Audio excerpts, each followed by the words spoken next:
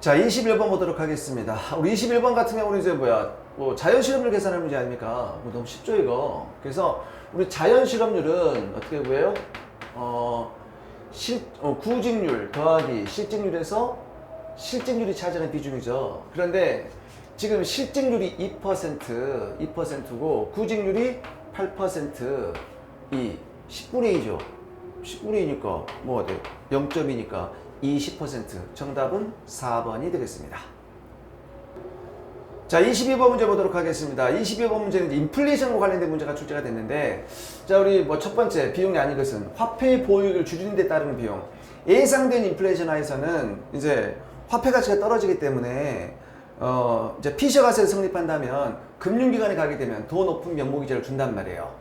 그러니까 화폐가 생기면, 현금이 생기면 바로바로 은행 가서 돈을 맡겨야 돼. 은행에 자주 들락거리다 보면 구두 밑창이 달아. 여러 가지 시간 비용, 교통 비용, 즉 구두 가죽 비용, 화폐 보유액을 줄이는 데 따른 비용이 발생하고요. 그 다음에 자, 자꾸 메뉴판을 바꿀 때 들어가는 비용, 메뉴 비용 발생하겠죠? 발생하고요. 그 다음에 경직적인 조세 제도로 인한 세금 부담 비용도 등장하죠. 그러니까 아무리 그 피셔 가설 또는 뭐 예상된 인플레이션이라고 하더라도 누진 세지하에서는 여전히 채권자하고 채권자가 손해 볼 수가 있고요. 그 다음에 또 실질임금이 올라가더라도 세후 실질임금이 떨어질 수가 있단 말이야. 여전히 근로자가 손해 볼 수 있죠. 경직적인 조세로 인해서 세금 부담 비용이 발생을 하고요.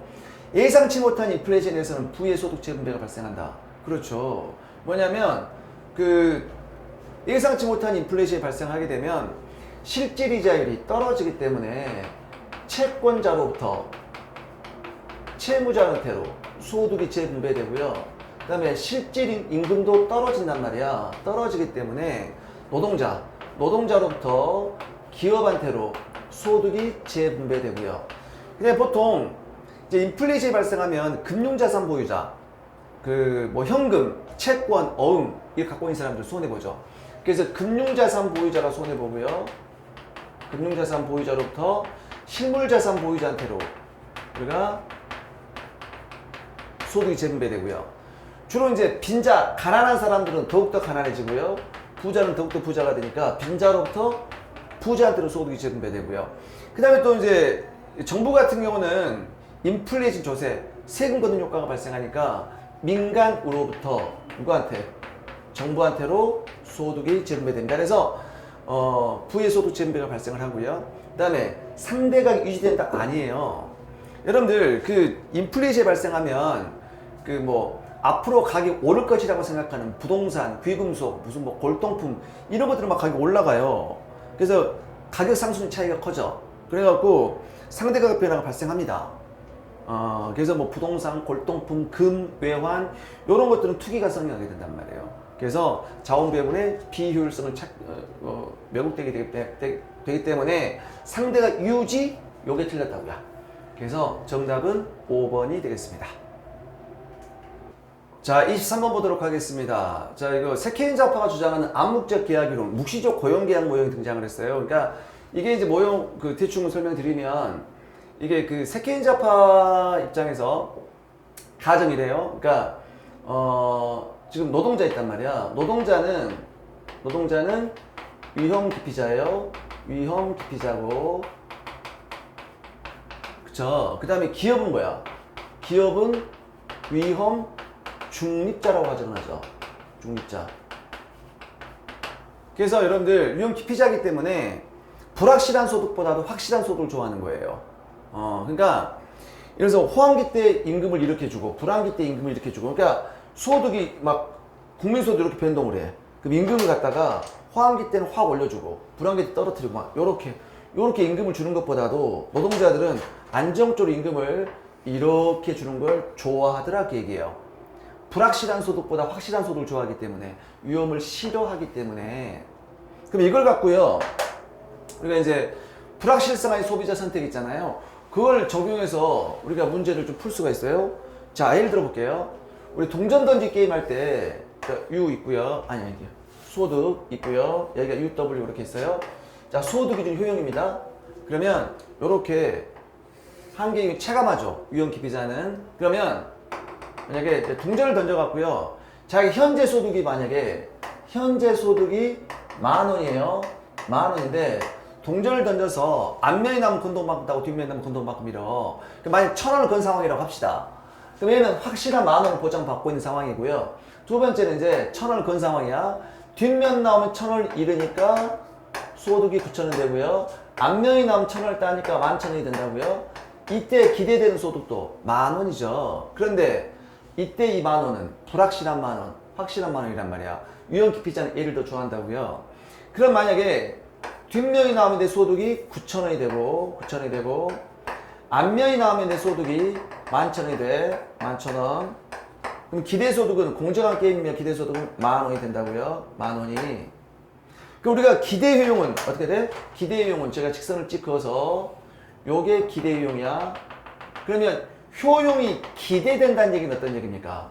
얘는 불확실한 소득이 주는 효용이라고요. 그런데 이 유형기피자는 확실한 10,000원을 보장해주면 효용이 더 커진다고요.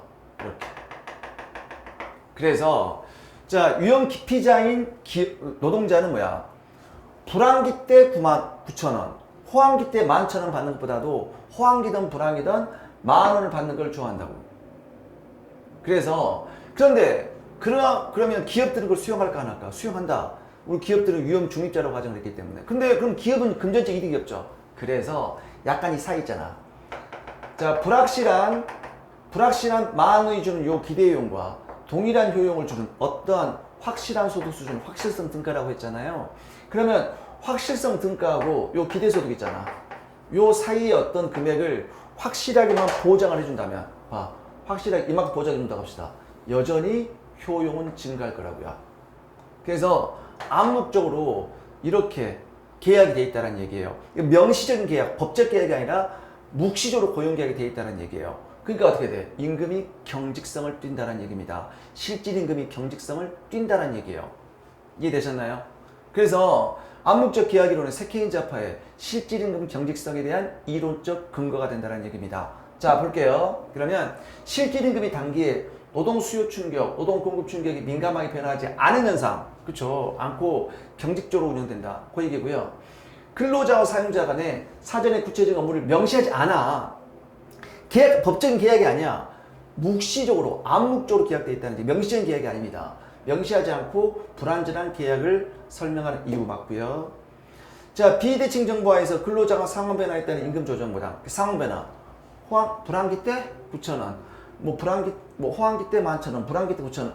이러한 상황 변화에 따른 임금 조정보다는 확실한 임금, 안정적 임금을 선호하는 이유. 맞죠?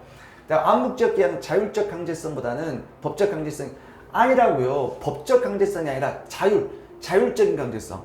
자율적인, 암묵적인 계약이니까. 이렇게 틀렸고요. 암묵적 계약은 자유의사에 의한 고용원칙. 자유의사야. 고용원칙에 하에서 또 효과적으로 집행될 수 있다. 자유의사. 자유롭게 법적인 강제성이 아니라는 얘기입니다. 이해되셨죠?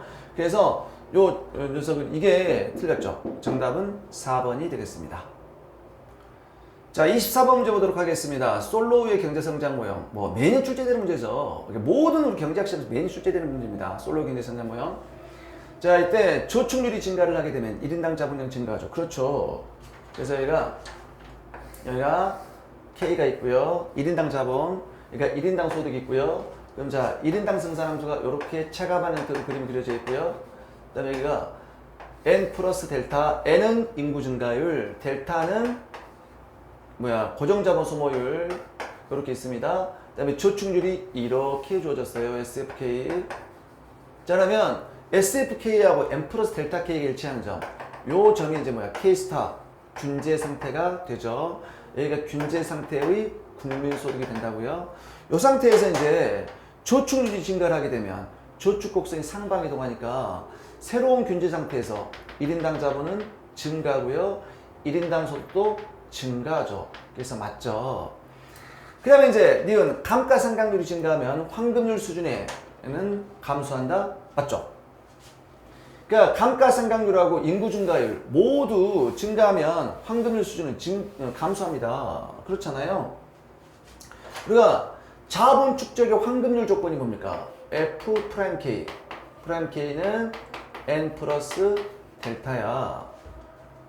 그러면 n 플러스 델타가 커지면 f 프라임 k도 커져야 돼. 그러면 자본의 한계 생산성은 체감하니까 한계 생산성이 커지려면 자본은 줄어야 되겠죠. 그래서 감가상각률과 인구 증가율이 증가하면 황금률 수준은 감소합니다. 그래서 이게 틀렸죠. 감소합니다. 그래서 기업과 니은만 맞기 때문에 정답은 2번이 되는데, 이걸 그림으로 확인해 보시면요, 황금률 수준은 이거 뭐야? 1인당 소비가 극대화된단 말이야. 그러니까 Y는 FK가 있죠. 그럼 여기가 N 플러스 델타 K죠. 이렇게. 그러면 요 접선의 기울기가 F 프라임 K, 요 접선의 기울기가 N 플러스 델타, 이 가장 극대화된단 말이야. 극대화. 그러니까 여기서 저축률이 결정되면 균제 상태에서 1인당 소비가 가장 극대화되는데, 만약에 N 플러스 델타가 이렇게 커졌어요.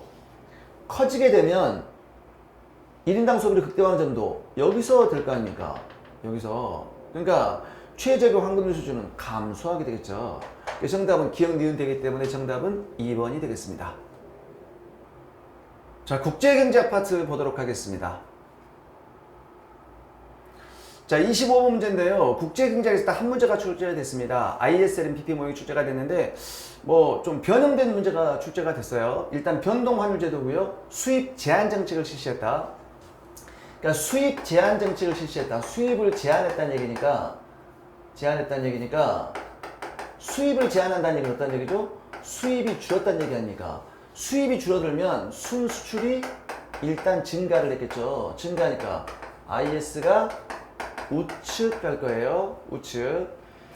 자, 이때 원델 플레밍 모형을 이용해서 옳게 설명해서 모두 고른 것은 나와 있는데, 소규모 개방 경제인데 국가 간 자본 이동이 완전 이동하고요. 물가가 불변을 가정했고요. IS 곡선 우상인데 LM은 또 수직이야. 아, 모형을 좀 바꿨네. 그쵸?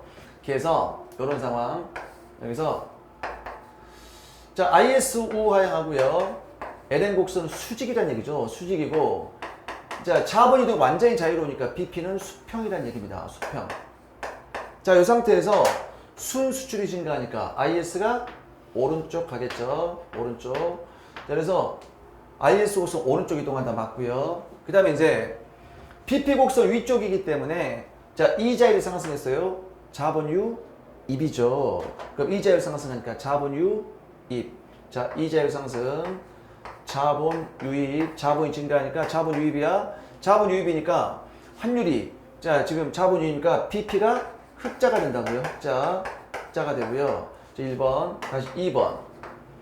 BP가 흑자야. 흑자가 되면, 자, 달러가 넘쳐나니까 변동환율 제도니까 환율은 떨어지겠죠. 그러니까 이게 고정환율 제도라면 통화량이 증가하겠지만, 외환을 매입하는 과정 속에서 변동이니까 환율은 떨어진다고. 환율이 떨어지면 순수출은 다시 감소하겠죠. 그래서 순수출은 다시 원상복귀 된다고요. 그래서 환율이 떨어지니까 자국의 통화 가치는 상승하죠. 들렸고요. LM이 수직이니까 국민소득 불변이고요. LM 곡선은 이동하지 않습니다. 않아요. 소득 수준은 불변. 그래서 기업과 디귿인데, 사실은 이것도 기업도 애매하죠. IS 곡선은 오른쪽 갔다 다시 원상복귀 하니까 오른쪽 이동한다 라는 말이 좀 애매해요. 다시 원상복귀 하잖아. 그러니까 최초로 뭐 우측 이동한다. 그래서 아무튼 선다형 문제에서는 여러분들이 출제자의 의도를 파악해서 가장 맞는 지문을 선택하는 거예요. 그래서 25번의 정답은 2번이 되겠습니다.